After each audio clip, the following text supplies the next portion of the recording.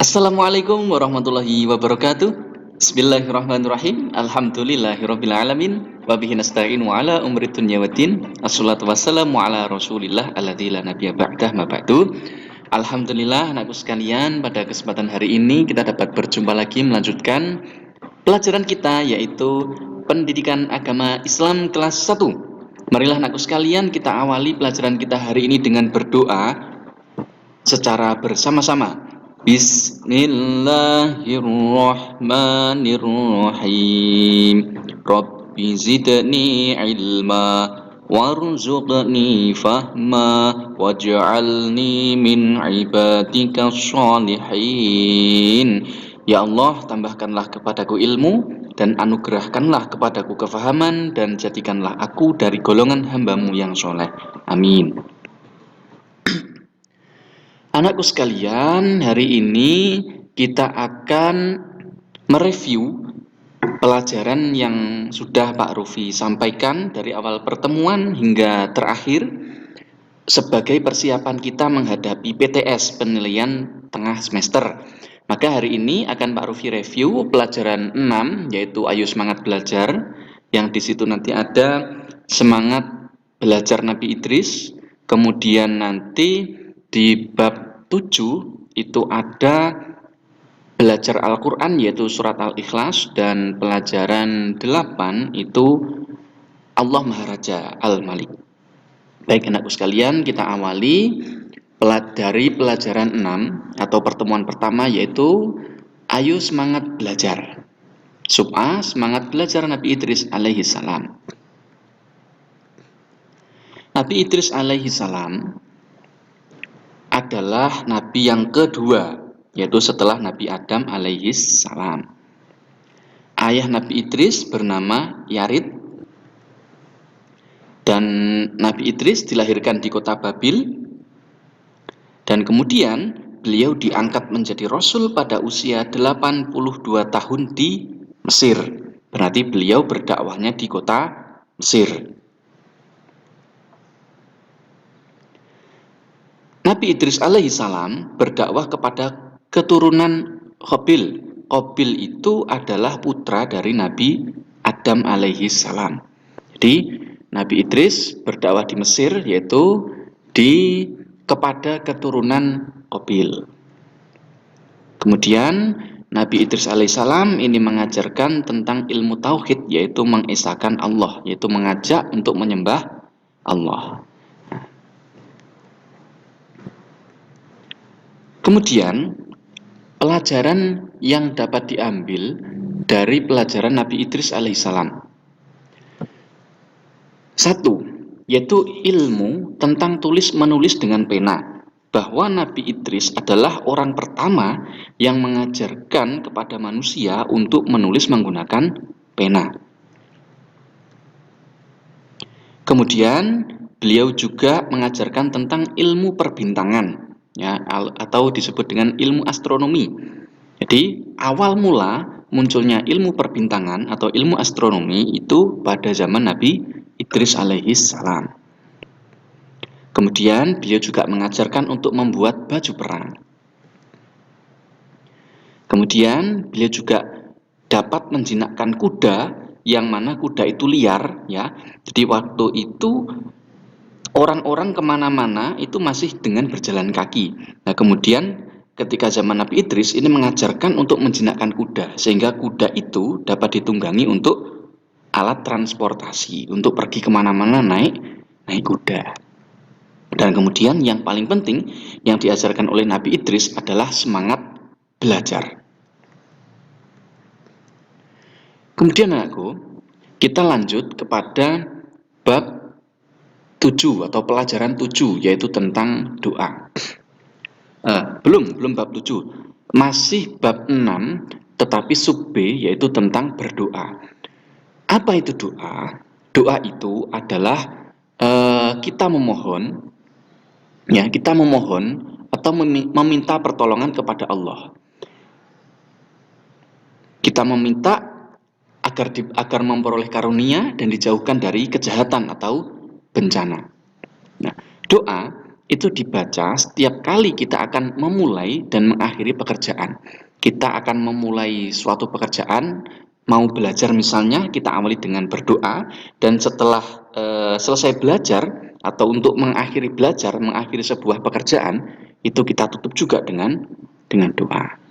Nah, dan kali ini di bab ini yang kita pelajari adalah doa sebelum belajar.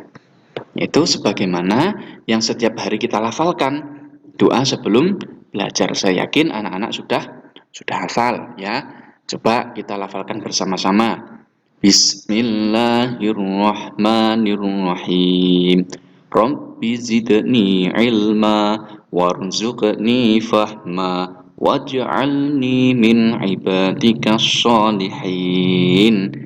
Kemudian artinya, ya Allah, tambahkanlah kepadaku ilmu dan anugerahkanlah kepadaku kefahaman dan jadikanlah aku dari golongan hamba-Mu yang soleh. Ingat nak, pada doa sebelum belajar ini, pada intinya kita minta kepada Allah agar ditambahkan ilmu. Kemudian kita juga diberikan kefahaman dan kita digolongkan dari golongan orang-orang yang soleh. Selanjutnya kita masuk pelajaran 7, yaitu belajar Al-Quran, yaitu tentang Quran Surat Al-Ikhlas. Yang kita ketahui anakku, bahwa Quran Surat Al-Ikhlas itu terdiri dari 4 ayat. Terdiri dari 4 ayat. Kalian sudah pernah menghafalkan beserta dengan artinya, ya, diingat-ingat lagi, direview, dihafalkan lagi, ya, dipertajam lagi hafalannya, karena nanti di PTS nanti akan keluar soal tentang Quran Surat Al-Ikhlas beserta dengan artinya. Coba kita baca bersama-sama beserta dengan artinya ya. Bismillahirrahmanirrahim. Qul huwallahu ahad. Katakanlah, wahai Muhammad, ialah Allah yang Maha Esa. Allahus Shomad. Allah Allah adalah tempat bergantung segala sesuatu. Lam yalid wa lam yulad, dan Allah tidak beranak dan tidak pula diperanakkan. Walam yakun lahu kufuwan ahad, dan tidak ada siapapun yang serupa dengannya. Ini silahkan dihafalkan, diingat-ingat lagi hafalannya tentang Quran Surat Al-Ikhlas ayat 1-4 beserta dengan artinya. Anakku, di sini mungkin artinya ada beberapa yang berbeda. Silahkan dihafalkan sesuai dengan yang Pak Rufi ajarkan waktu itu ya, sesuai dengan yang sudah kalian hafalkan ya, yang keluar nanti itu. Kemudian pesan atau pelajaran dari Quran Surat Al-Ikhlas, yaitu 1, meyakini bahwa Allah itu Maha Esa. Esa itu apa? Esa itu 1. Maha Esa berarti Allah Maha Esa, berarti Allah Maha 1. Ya, berarti kita meyakini bahwa Allah Maha 1 dan tidak ada Tuhan selain Allah. Yang kedua, meyakini bahwa Allah adalah Tuhan yang hak atau yang berhak disembah. Allah adalah Tuhan yang patut untuk disembah dan tidak ada Tuhan yang patut disembah kecuali Allah. Dan yang ketiga, perintah untuk berdoa dan memohon pertolongan hanya kepada Allah. Jadi kita berdoanya hanya kepada Allah, dan yang dapat mengabulkan doa kita hanyalah Allah. Tuh, demikian. Selanjutnya kita masuk ke pelajaran 8, yaitu Al-Malik, Allah Maha Raja, atau Allah yang Maha Merajai. Artinya Allah yang Maha merajai baik yang ada di dunia dan alam semesta ini. Allah yang Maha merajai, berarti tidak ada yang tidak ada penguasa selain Allah. Yang dapat mengendalikan alam semesta ini adalah Allah. Misalnya kita kenal di situ ada raja siapa? Misalnya ada raja Nabi Sulaiman misalnya. Nabi Sulaiman adalah seorang raja. Nabi Sulaiman itu merajai baik itu manusia, merajai hewan, jin, dan seterusnya. Semuanya Nabi Sulaiman adalah raja makhluk-makhluk. Tetapi Allah ini adalah raja dari raja-raja itu. Artinya tidak yang merajai raja-raja itu adalah Allah. Rajanya Nabi Sulaiman adalah Allah. Berarti raja-raja yang lain itu kalah dengan Allah. Yang merajai alam semesta beserta isinya ini adalah Allah. Selain itu, Al-Malik juga bermakna yang memiliki segala sesuatu. Dia tidak membutuhkan kepada sesuatu apapun, tetapi sebaliknya segala sesuatu membutuhkan Allah. Manusia membutuhkan Allah, tumbuhan membutuhkan Allah, hewan juga membutuhkan Allah. Termasuk Nabi Sulaiman yang beliau adalah raja. Beliau merajai manusia, merajai hewan, merajai jin, tetapi beliau membutuhkan Allah. Nah, sedangkan Allah ini adalah raja dari segala raja, ini tidak membutuhkan kepada siapapun. Tetapi semua makhluk itulah yang membutuhkan Allah. Sebagaimana Al-Quran surat Al-Hasr ayat 23, A'udzubillahi minasyaitonirrajim. Huwallahu alladzi la ilaha illa huwal malikul quddusus salam. Dialah Allah yang tiada Tuhan yang berhak disembah selain Dia, Raja yang maha suci, yang maha sejahtera. Quran surat Al-Hasr ayat 23. Selanjutnya anakku, masih pada bab 8 ini tentang Al-Malik, Allah yang Maha Raja. Selanjutnya kita masuk sub B, yaitu tentang syahadatain. Apa itu syahadatain? Syahadatain artinya adalah dua kalimat syahadat. Ya, dua kalimat syahadat, berarti syahadatnya ada dua.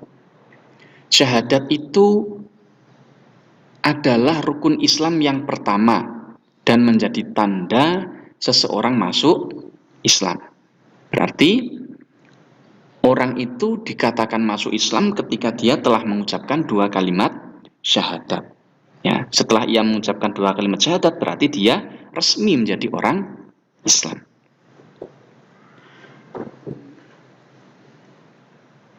Nah, syahadatain artinya dua kalimat syahadat.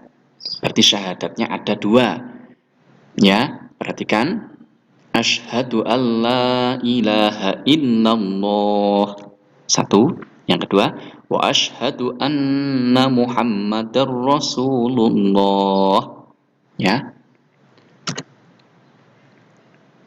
Yang pertama, yang atas itu asyhadu alla ilaha illallah, ini disebut dengan syahadat tauhid. Dan yang kedua yang di bawah wa asyhadu anna Muhammadar Rasulullah disebut dengan syahadat Rasul. Yang pertama, syahadat tauhid. Disebut tauhid karena isinya adalah mengesahkan Allah. Asyhadu alla ilaha illallah artinya aku bersaksi bahwa tidak ada Tuhan selain Allah. Nah, berarti mengesahkan Allah atau mentauhidkan Allah. Maka disebut syahadat tauhid. Yang kedua, disebut syahadat Rasul karena ini mengakui bahwa Rasul Nabi Muhammad, Rasul atau Nabi Muhammad itu adalah utusan Allah. Wa asyhadu anna Muhammadar Rasulullah, dan aku bersaksi bahwa Nabi Muhammad adalah utusan Allah. Ingat, ada dua syahadat, syahadat tauhid dan syahadat Rasul.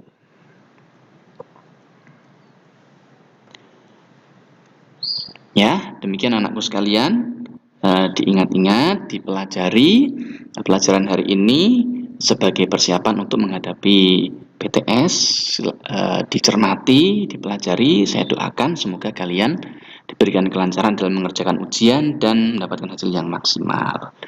Demikian anakku sekalian, kita akhiri dengan bacaan alhamdulillah bersama-sama. Alhamdulillahirabbil alamin.